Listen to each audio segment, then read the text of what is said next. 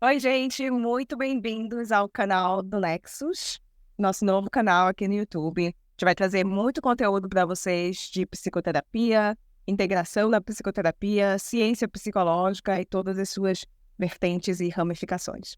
Lembrando que o Nexus é um projeto do CDM1, que é o Centro de Medicina Diagnóstica, localizado aqui em Belém do Pará. Hoje nós temos um convidado muitíssimo especial para conversar.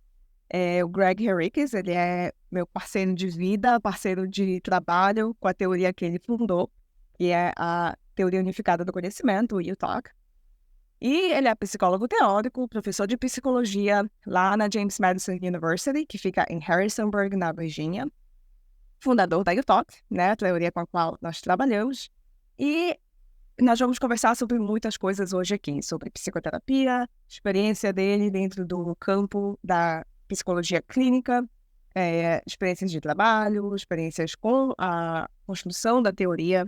Vamos conversar sobre psicologia baseada em evidências, o que isso significa para o contexto atual, aqui no Brasil e paralelos com os Estados Unidos e América do Norte. Enfim, obrigada por assistir. Deixa o teu like já aqui, se inscreve no canal para você não perder os próximos vídeos que nós vamos colocar.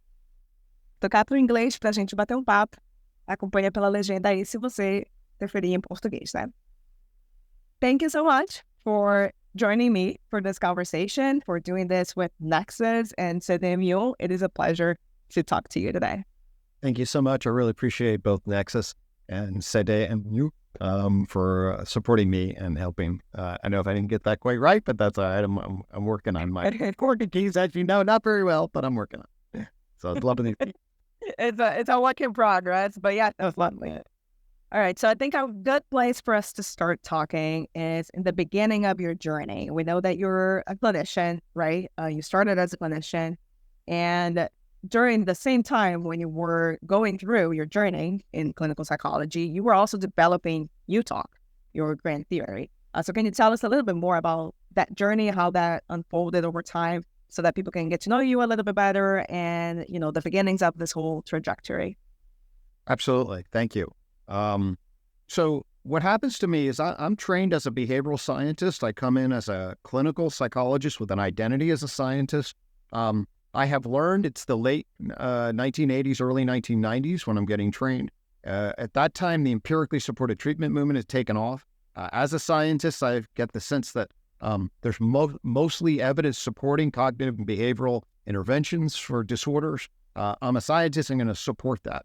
However, when I go into graduate school, during my second course, advanced course on psychotherapy, I get introduced to what's called the psychotherapy integration movement.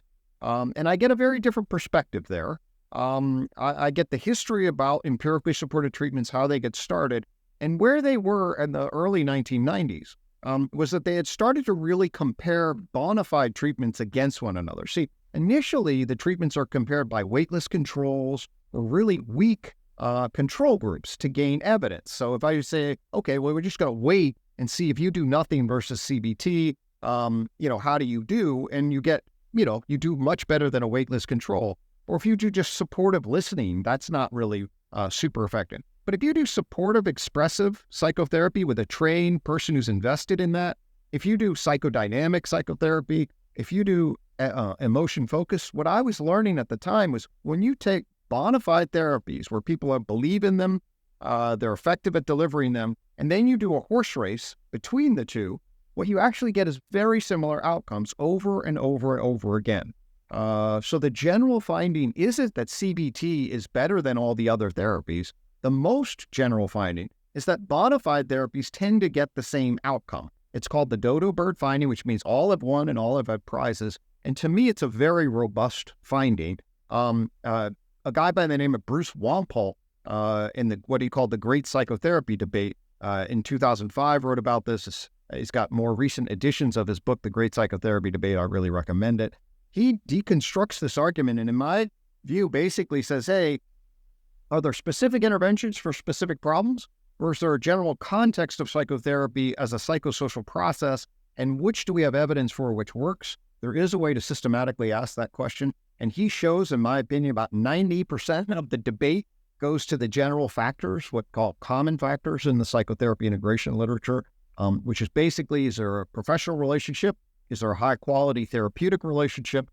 Is there good insight that's provided to make sense of the problem, the situation, and the person?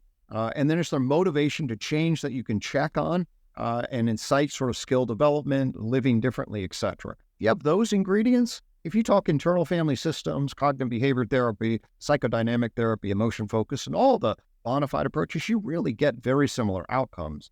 So I think that's a curious finding. That's very important to me. It makes me wonder what is going on. And it makes me wonder if these different schools really are pointing to something that we should have a more generalized meta-theoretical architecture for. So that, I call that the problem of psychotherapy. Yeah, go ahead. Can we pause right there, and then you continue into the problem of psychotherapy that I know is very central to UTOK, and very relevant too to what we talk about in Nexus. You know, that the main flag that we hold in Nexus is psychotherapy integration. And it comes from that assertion that when you compare the different approaches to each other, generally speaking, they're not going to give very different results, right? So just to summarize what you said right there, then you have this empirically supported treatment movement taking off, where they're comparing the manualized treatments primarily, right, to either nothing or to weak forms of therapy. And then you're getting, okay, so this intervention is good for this specific diagnosis, but then you compare it to weak controls, right? And you get that set of evidence.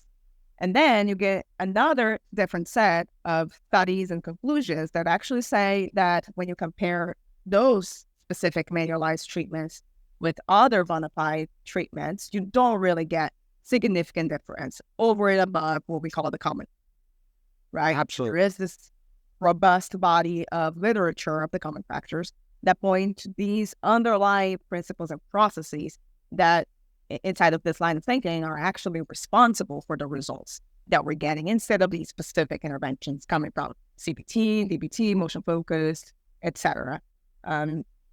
Pointing out also that there are, of course, cases where there are specific problems that are better treated by specific treatments. Would that be right to say? Yeah, I think general. Right.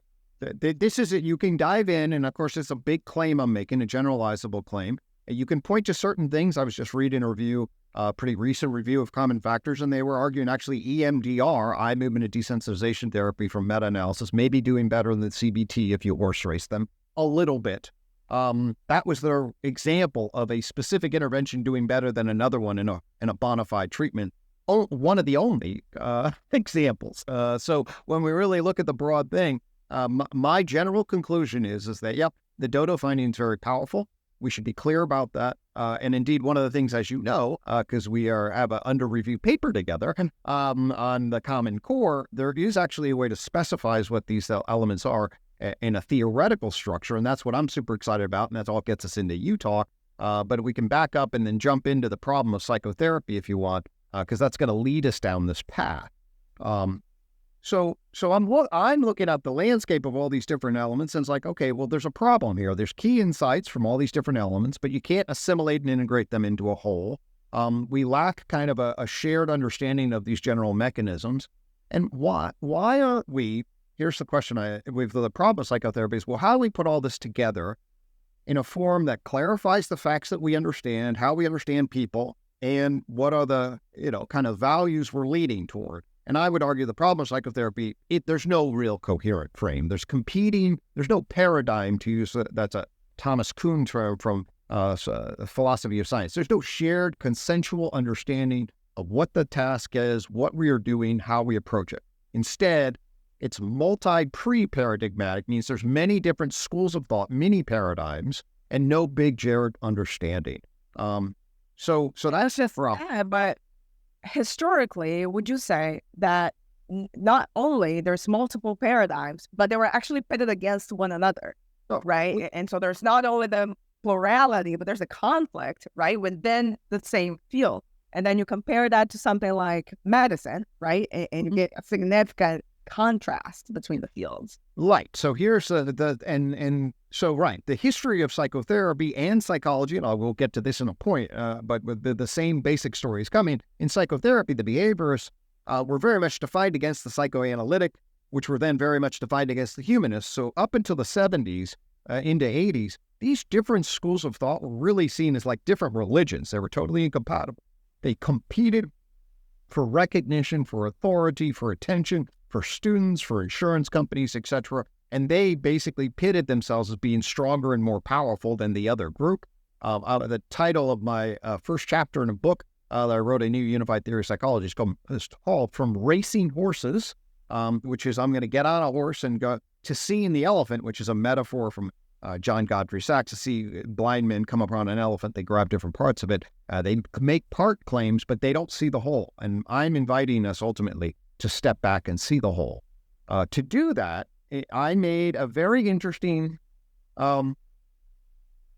insight or assertion or assumption. You could look at it a number of different ways, where I basically was like, well, why instead of the schools of thought, don't we anchor the field of psychotherapy to the science of human psychology? Okay.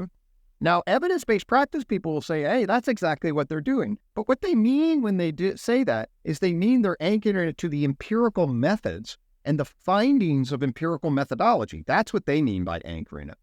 I don't mean that. I mean, why don't we use what the science of human psychology says about human nature, okay, and what it is to be a human being and how to behave and how to function as a human being, and the science of human psychology to inform us to organize our psychotherapy. You mentioned medicine. I would argue that this is essentially what happens in medicine at the level of biology, okay? What do I mean? Medicine is anchored to the science of human biology, okay? So the science of human biology is an organizing conceptual structure that says, hey, you're made up of cells, you're made up of genes, organize the cells on an information level at one level, you're organized in particular organ systems, you are on the tree of life in the particular kind of species, and as a function of that, you're a particular kind of organism that then breaks down and has different organ systems. And so medicine is attached to the science of human biology and organized by it. I was like, well, why don't we organize human psychotherapy by the science of human psychology? And I made that jump, and no one else really has ever made that jump. And actually, when you see it from one angle, you can understand why. But when you see it from this angle, the reason is there is no coherent, organized framework for psychology. Psychology as a science is also pre-paradigmatic. That's why I said we'll come back to this point. Inside the science of psychology, if you ask what it is and how is it organized, all you get is a multiplicity of many different schools of thought, parts, mid-level theories, but no paradigm for psychology. And I became fascinated with that. In fact, now you learn the history of psychology. You realize that actually the history of psychology is shaped by this issue. It's called the crisis. All the different paradigms from behaviorism to Gestalt, early Gestalt, which is an early version of cognitive, psychoanalytic, and functionalism and structuralism. These are all the different histories of schools of thought I won't get into. But actually, psychology has tried, there are different models of psychology that have tried to gain sort of control over it, game it as a paradigm. None were successful. They actually labeled it a crisis, like we don't know what we're talking about. And ultimately, that crisis is never solved. So one of the things I will tell your viewers is we don't know what human psychology is. That's we define it through the methods of science, but we can't specify conceptually what is human psychological science. What does it say about the human condition? That's a remarkable thing. My life's work and my intellectual journey is very much defined by that reality. People don't realize it. I think it's an unbelievably important thing. Absolutely. I remember when I came across UTOK when I was still a student, and I was coming from a position where I was unaware of the problem of psychology as it's labeled and framed by UTOK, right? But I was suffering the consequences of it because I was, training as a clinician, learning about all the different approaches, learning about psychology as a science as well, right? And then having that misconception that, well, I'm going to base then my practice on science, on psychological science. But then I saw all this fragmentation of the different approaches and like people very easily choosing a pathway. Okay, I'm going to do DBT. And this is what I'm going to base my profession at and my career in. And then I was like, okay, but all these different approaches sort of make sense. They're saying something that is relevant and that seems very plausible. about the human condition. And, while I was training and seeing clients as under supervision, I was seeing that I could look at all these different problems from different angles, and they all made sense. And in different contexts, you could use different concepts and theories and interventions that would make sense for that client in that moment. But you didn't necessarily have to fully understand this person based on only one of those lenses. So that's what it felt like looking at human psychology through different lenses and seeing different parts. When I got to know UTOK, it was like, oh, okay, and this makes more sense now. I can actually see the theory underlying all of this and how it can explain these different manifestations of human psychological condition. So yeah, this was all for my personal piece about finding out about this. And it became super obvious once I began to say that there is a problem in psychology. I began to see it everywhere in discussions that I see online and in different assertions people make about psychology.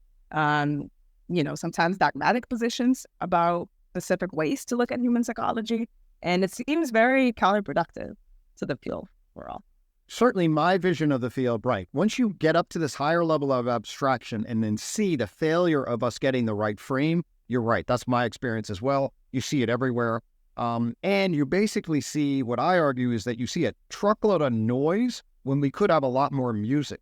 And the reason is that there are signal and noise in each one of the systems, but when they're competing against each other, they end up clanging as though they're instruments playing different songs. When you frame it and zoom out and be like, oh my gosh, I can frame this. I often use a metaphor of get the edges of a puzzle. Once you see the edges of a puzzle, then you can say, oh, emotion-focused therapy, hey, that's getting at your primate heart and down into your animal system and the way you process through a perspective and have energy a particular way.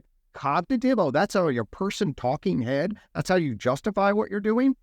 Feeling emotions and justifying what you're doing, both of those are really important for how you adapt, And the idea that we would want to be just doing emotion-focused or just doing cognitive or just engineering our behavior for habits and lifestyle. Wait, habits and lifestyle are part of what we're doing. So when you actually zoom out, you can get a grip on the key insights and transform them from, attached to schools of thought that are competing to key insights that get assimilated and integrated and then start to sing together so that I can understand habits and lifestyles, emotions, relationships, defenses, identity, and justification as all part of the condition.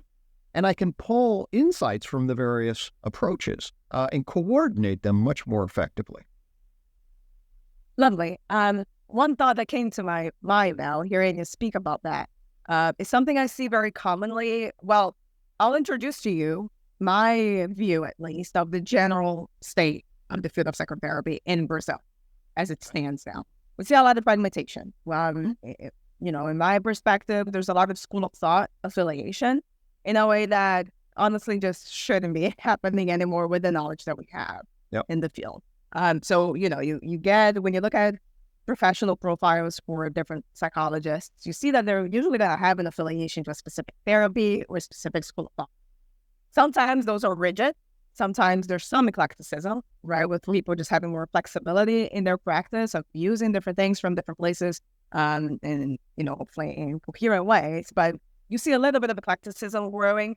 No widespread talk of integration, though. That was really difficult to find. But I moved back to Brazil, and I was, looking to consolidate myself again in the Brazilian context after living in the U.S. for a few years and getting my training there. I saw that there was no talk of integration, and that was already a perspective on the field that I was operating from. So that was my baseline coming in, and I saw, oh my God, no, people are still dividing the field into all these different approaches. That doesn't seem productive in my view. And that's still how it is. There's a lot of, not a lot of talk on integration. There's some space opening up now, definitely, for process-based psychotherapy. So you see like third wave cognitive behavioral therapies growing quite a bit, like the app and others. And you see the evidence-based practice movement becoming really strong, at least from the content that I consume. And it's definitely present now. There is a movement, there is discussion about evidence-based practice. And one of the things that you were talking about is, okay, all these different paradigms have key insights, they have signals, and they have noise, they have error. We can pull the key insights and see a more coherent picture, more integrated picture of human psychology. I want to draw a parallel with something that I see a lot when I hear people talking about evidence-based practice or evidence-based psychology, really, which is you get a patient in front of you, and what you ought to do as a clinician, if you're operating from an evidence-based psychology perspective, is look for what's the best available treatment, the best available intervention for that specific problem that this person is going through, and apply this. Right. How are these things different? Because I feel like there's an important difference between these two ways of doing things. Totally. Right? So can you elaborate on? Absolutely. So here's, so to me, what you're describing there is folks are following what I would call the empirically supported treatment protocol. Okay. Empirically supported treatments were the first wave of scientific, and we talked about those early on. That's when you did a randomized controlled trial, you developed a manual, you matched it to a disorder and argued that this intervention created the mechanisms of change for this kind of disorder. It's basically a medical model whereby the key thing is getting the right diagnosis, like from a DSM, and applying the right intervention. Okay. And that's the mechanism of empirically supported change. This is the difference between a specific medical model. This is the great psychotherapy debate. I question whether that's the first layer of evidence and principles and processes that we should be thinking about. For me, the argument actually is the first thing we should be doing is contextualizing the psychotherapy process and understanding the broad category of the person that we're dealing with. So, for example, it isn't, are you specifically generalized anxiety versus social anxiety versus dysthymia or some kind of depression versus an adjustment disorder. The much broader category is, hey, you're dealing with what we call internalizing conditions, which is anxiety. You lump together anxiety, depression, general low life satisfaction, and then you build the generalist contextual model based on principles and processes that the real evidence reliably and validly shows that these are the key elements. It's not that I'm going to diagnose you specifically within the DSM and do a fine-tuned differentiation. It is that, do I help relate to you positively as a professional? Do I connect to understanding, hey, is this about your mother? Is this about the loss of a child? Is this about your own low self-esteem and an internal critic? I know, how much of this is trait neuroticism? I'm going to help you understand the parts of that. I'm going to get a better understanding that gives you a motivation to do change, and we're going to do rituals and healing and skill building to see what matters, okay? The technical language I use for your diagnosis, the technical language of the intervention, and a manualized matching of those, in my estimation, what the results show is that that's a healing ritual, but there are millions of different kinds of healing rituals that be available to us. We want a generalized healing ritual, or generalize what I call the common core of psychotherapy, and we don't want to ground it in the language of a school of thought, which really is a brand, and I can tell you about that. There's a branding of psychotherapy that's very, very problematic, but precisely because CBT is competing with humanistic, you get individuals that are in the process of trying to advance their brand for attention, for money, for control, rather than all of us being psychologists or psychotherapists who are trying to get a better understanding of human nature and bringing to bear a general understanding of human nature. If you base it on the science of human psychology, you're not doing a branding, or you're doing a basic shared understanding. So my argument against that, to say what evidence-based practices, we can get in why it evolved, is to bring the best of research. To me, the best research tells us a healthy contextual principle and process model first. After that, you can then perhaps get into specified language. But if you do jump the gun to a manualized approach, you have actually misconstrued what the real evidence says, and it's much more on the process. You're literally going back in time, right? If you do that, pretty much, to what ESTs were, because then you're really promoting specific therapies, specific brand name therapies, that they're better than nothing or they're better than weak therapy, pretty much, right? And you're going back to that and ignoring really all the evidence that is saying that there are these underlying principles and processes. So in a way, doing evidence-based practice nowadays would be taking into consideration all these principles and processes. That's certainly the way I read it. Really up to date. Certainly. And the evidence-based, so the EST movement is all you see is a disorder, research that supports intervention, and apply that. That's what's key. The evidence-based practice says, take that into consideration. Well, what's your expertise? What's your philosophy? Where is the client? What are the client's values? What's the context? And how are you going to cultivate based on principles and processes and unfolding toward healing? That, to me, and use research, but the overall frame of an evidence-based practice, or evidence for me, is about principles and processes to cultivate adaptive living and healing rather than matching disorders to interventions that then follow a manual. Perfect. And you mentioned something interesting. There are those three pillars, right, of evidence-based practice. One of them being the expertise or the philosophy of the clinician, what the paradigm he's operating from, as in, we can say metaphysical empirical perspective, but we can simplify it as well, to say that the framing, right, the meta-theoretical framing or the theoretical framing that the clinician is bringing to bear. I've seen proponents of evidence-based practice pretty much neglecting that aspect of evidence-based practice as proposed by the APA, and saying that, well, that really doesn't get into the clinic room. You should stick to the empirical data. You should stick to what the results sections pretty much are saying, because the opinion of the clinician, what the clinician is bringing, the biases the clinician is bringing, that should not come into the therapy room.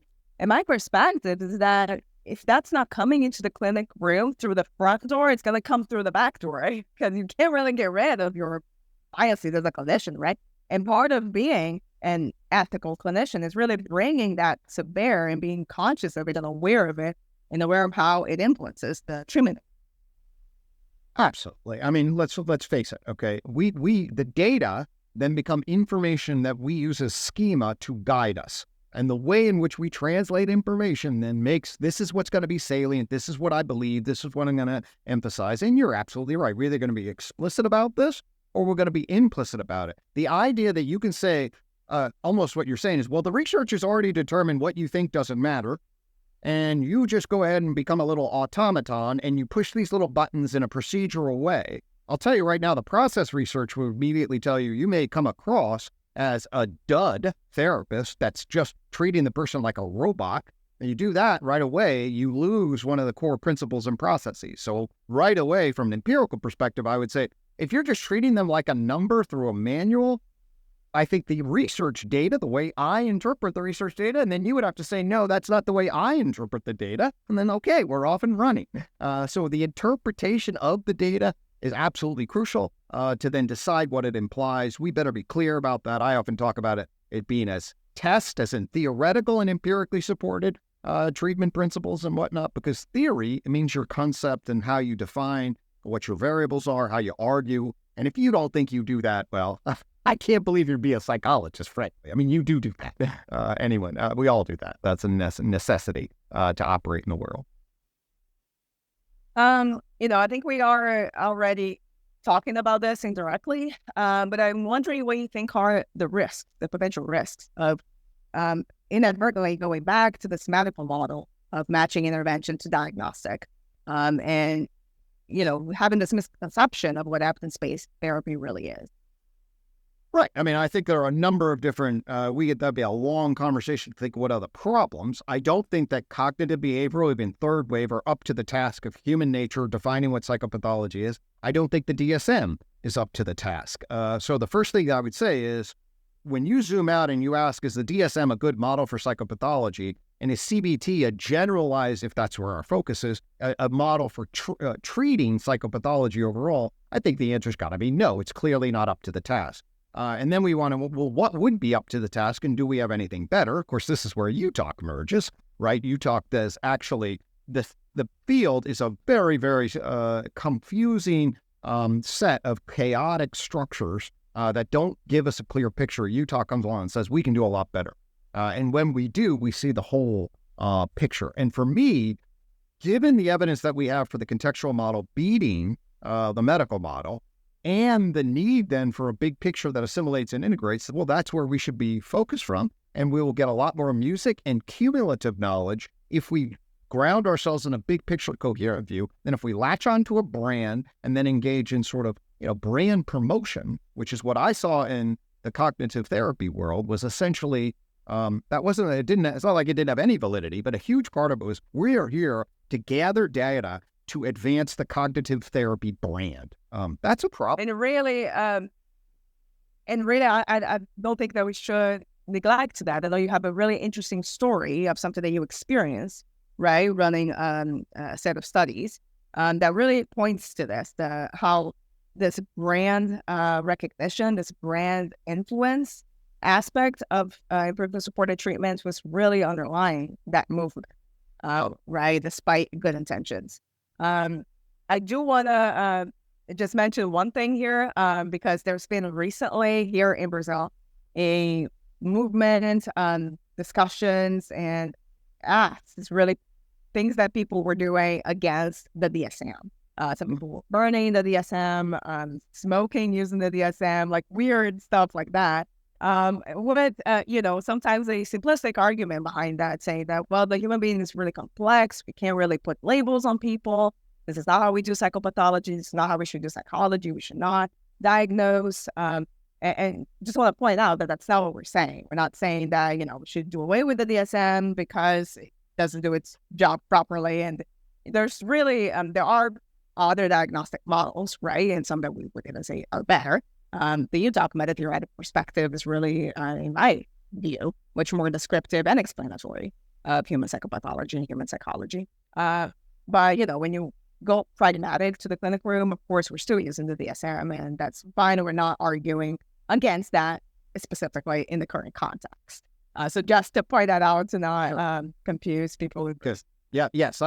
This is a very complicated issue. The pros and cons to using labels and diagnostic and stigma and judgment and all of that. It is naive, in my estimation, just to say we need to do away with that because that oppresses people and harms them. The world's way more complicated than that. So I embrace, for example, the word neurotic. Some people say, oh, you should never use the word neurotic. I was like, no, if you're neurotic, embrace the term. It's a sign of power as much as anything. And we need descriptions if you're suffering with high levels of negative reactivity. That's okay. All of our language is going to have a value development. So it's a mixed bag, if we want to go down that route any further, but I'll echo what you say there. Lovely. Well, to wrap it up, I would really like for you to share with us what the example of your lived experience going through what we could point to as the risk of doing empirically supported treatments as, the standard for ethical and evidence-based clinical. Right. So what I'm hoping for is that we have a coherent model of human psychology that connects to biology, connects to the social sciences, social work, and are able to see the wide span of evidence and interpret it with some degree of coherence. I think we could talk about habits instead of behaviorism, emotions instead of motion focus, relationships and defenses instead of the psychodynamic approach, and justifications instead of cognition. I say that because I think we can translate the key insights into systems of human adaptation and then get them coordinated and then see them as part of a biopsychosocial whole. That's not at all what happened when I was working with Aaron Beck, Tim Beck, as some people call him, for 4 years at the University of Pennsylvania. And what I saw there was actually quite discouraging from me as a broad scientist view. And I want to say, if there's any guy, any scholar leader in the EST movement, arguably it's Aaron T. Beck. His work on cognitive therapy for depression creates really the first broadly applied manual. It comes out in 1979 that really moves the EST movement forward. And he was keen, and I get this, he was keen on advancing cognitive therapy for all sorts of different conditions. And that was his life's work. I get it. But here's what happened, the way this unfolded. So I got there in 1999, was there for 4 years till 2003. Right before I'd gotten there, they had laid out the ground of a study, the pilot of a study, using cognitive therapy for people who had recently made a suicide attempt. This was a major, then multi-million-dollar study that gets funded by the people who structured it before I got there. They laid the groundwork. I got there as a postdoc. Interestingly, everybody left, or the key players left for various reasons, and the grant gets funded, and I step in then and then hired as project director for a multi-million-dollar grant delivering cognitive therapy for people who recently made a suicide attempt. Super complicated study and really intense. Here's what happened, folks. So I get there, I have to learn a quarter of these people are homeless. 70% have more than 3 diagnoses on 3 or more Axis 1 diagnosis. We did Axis back then. And dealing like something like 70% were below the poverty line. 70% had histories of physical, emotional abuse. It was a really tough. 70% had substance use issues. A very, very tough population. So I get there. First off, I have to find them. I have to solve what's called the recruitment problem, which means I have to get them into the study. They're there, but I don't know how to do that. It takes me a long time to do that. The original design of the study was that we would bring them in, basically flip a coin. Half of them would get assigned to the cognitive therapy group. Half of them would get assigned to treatment as usual. And then we'd track them for 2 years and see if those assigned to the therapy did better. The primary outcome was subsequent suicide attempt, and then other indicators like suicidal ideation, hopelessness, and depression. I get there, I figure out finally how to find the people. But then what happens is, this is before cell phones and everything else. Once you locate these folks, they don't show up to psychotherapy. And anybody that works with individuals that are really struggling at the sort of lower end of socioecological functioning, meaning you're homeless and doing psychotherapy weekly for 1 hour is a very, very different kinds of process. Okay. And so we would bring these individuals in and we would get them signed up to the cognitive therapy. What we found after running it for a year, what we found was only a third would go for 4 or more sessions. Okay. And a third wouldn't show up at all, and a third would go to 1 to 3 sessions. We had no impact on them when we looked at their subsequent rates of depression. We did a 1-year take a look. And we updated Beck on this. There's a whole story where Beck wasn't really tracking this. And then I tell him and Beck explodes. He can be kind of authoritarian and yells at me and everybody else and says, we have to make this work or else we're going to lose all of our funding. Okay. Well, I was learning the ropes and actually I was hooking up with some social workers. And ultimately we made this massive change from study 1, where we failed miserably, and study 2. We changed how we track people. We changed the way we reimburse them for doing the follow. We changed who did the therapy. I started doing the therapy. We had other people. And then we changed where and when we would do the therapy, meaning if somebody showed up at 1 o'clock, I would, on Monday and their therapy was on Wednesday at 2, I would see them. If they got to me, I would see them. I actually go out to their homes and see them.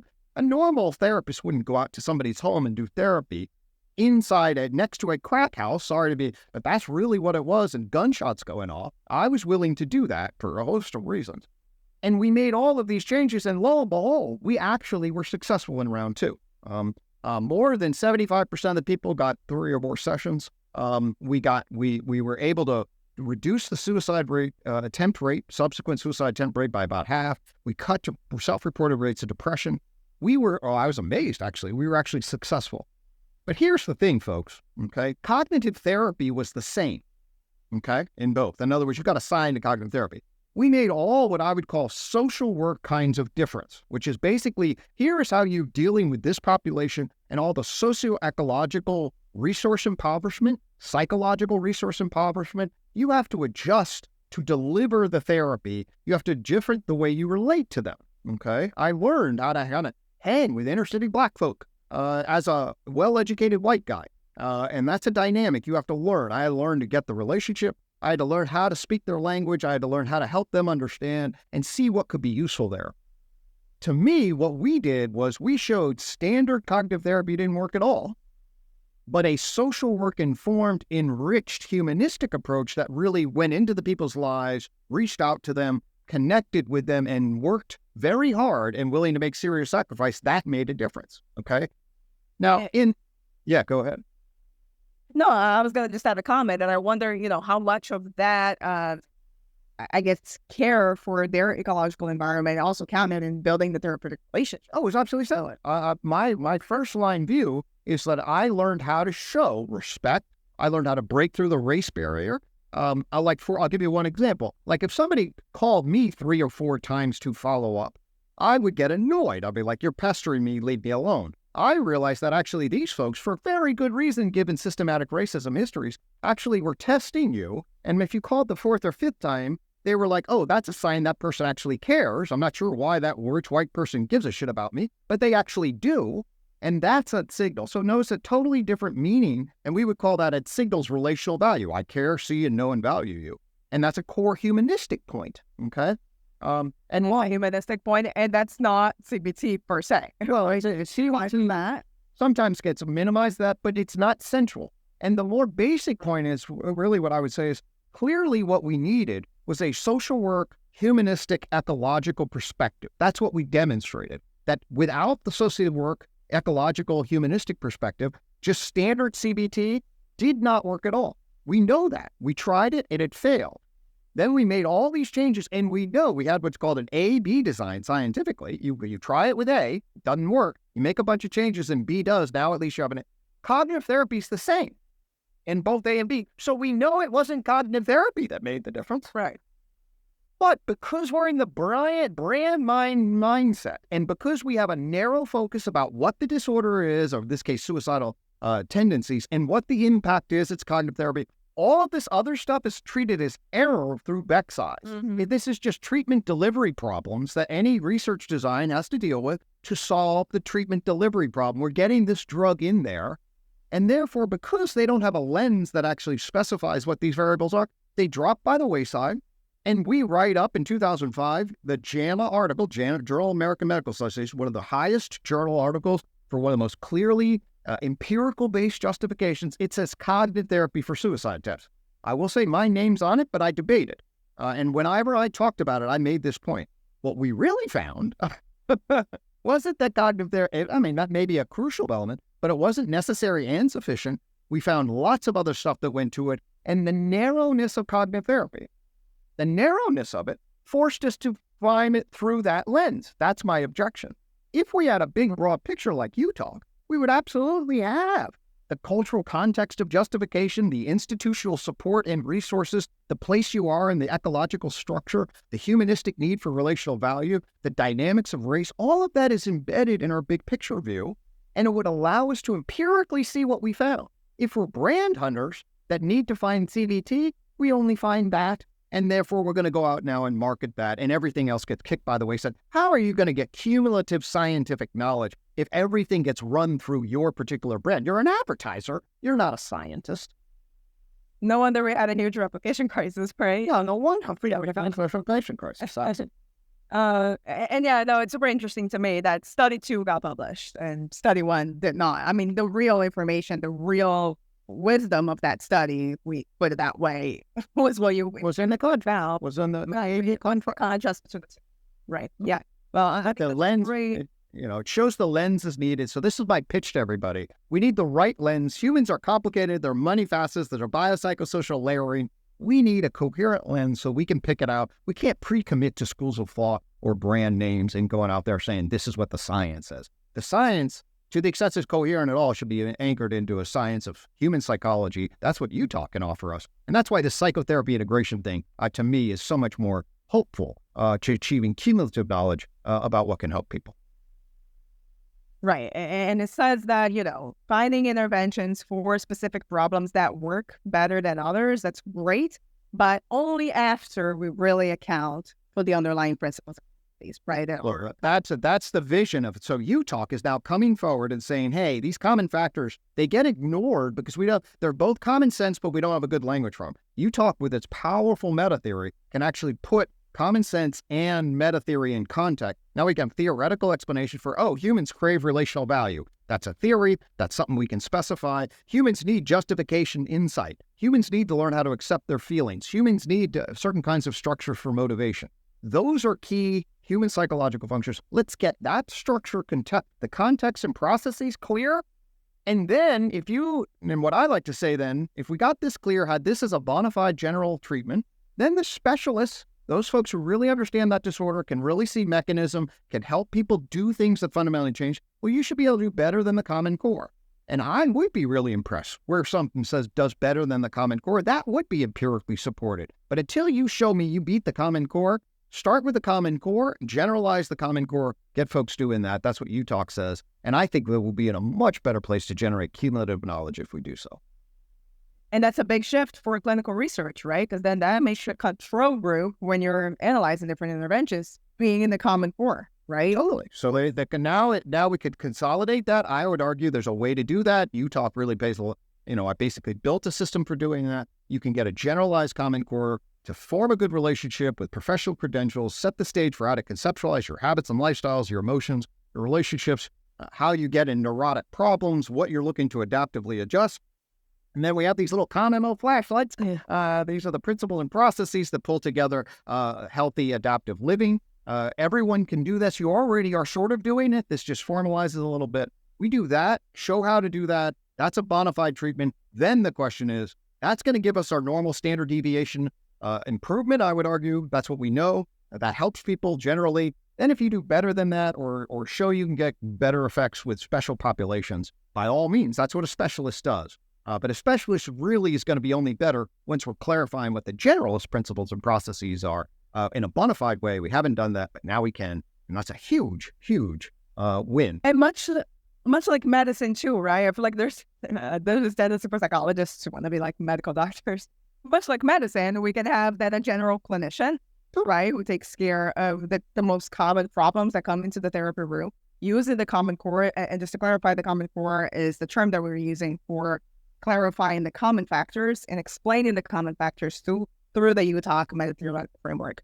And then psychologists who are specialists in a specific disorder, a specific treatment, can then come into play whenever the Common Core is not sufficient for that, right? And you need a longer or more specific. Exactly. That is it. So for example, somebody has classic PTSD, they're having trouble integrated, the Common Core is not that great. Hey, a real specialist in EMDR may be able to add that intervention, get individuals in touch with that episodic memory to reintegrate it, foster memory reconsolidation, and boom, that's a specialist on PTSD with a particular kind of intervention. Some evidence suggests that that's an additive intervention. Great, I'm all for that. I'm a scientist. But let's get the generalist. So Beck, God love him, he passed away a while ago, and I have a lot of respect for him. But we shouldn't just be brand promoting. That's very dangerous. We want a broad and coordinated attack on this issue so that we have general cumulative understanding. I think that's what UTOK's Common Core does. Lovely. Oh, that's a beautiful way to end it. I'm looking forward to talking more about the Common Core, once the article is out there and we get to really dissect it and share it with people here in Brazil as well. Well, you know where to find me, and I'm always happy to chat with you. Lovely. Obrigada, gente, por assistir até aqui. Eu espero que vocês tenham curtido essa conversa.